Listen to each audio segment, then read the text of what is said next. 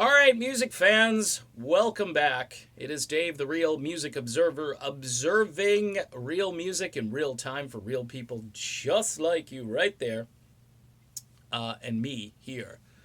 Steve Perry was on this radio station, Alice 97.3, a Bay Area radio station.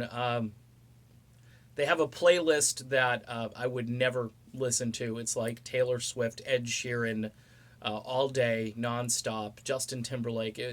I looked, and I'm thinking to myself, wonder why they'd even want to talk to Steve Perry. Well, I get the fact that he's a big interview right now, and they did, I guess, play Noah Racin after the interview.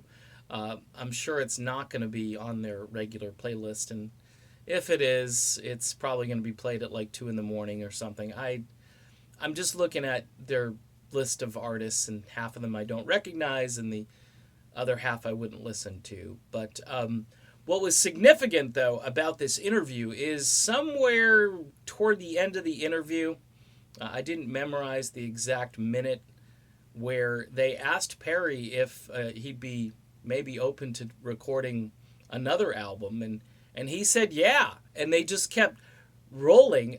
See, this is when I just go crazy as somebody who does a little bit of inquiry now and then. And again, if I'm interviewing Steve Perry and he says yeah to that question, I do a double take and go, really? Do you already have songs written? Do you have an idea of what you'd record? Or the first question might have been, are you serious, Steve? These guys just kept going, laughing, doing their interview.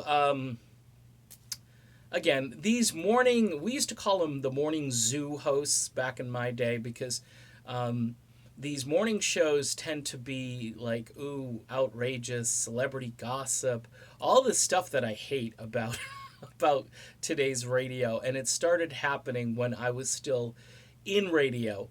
But we had a balance in those days where, yeah, you'd do some of that, but then you'd get back to playing some music. You'd do news and weather and sports and all that stuff.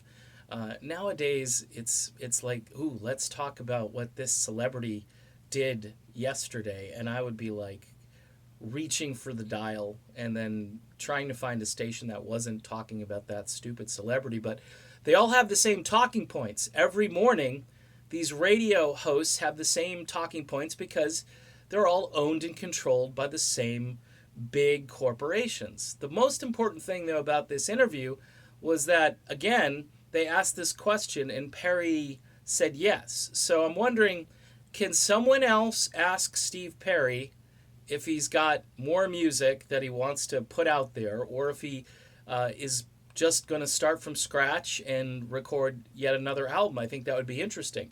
Now, I know a lot of people are saying, just let him release the album and let him.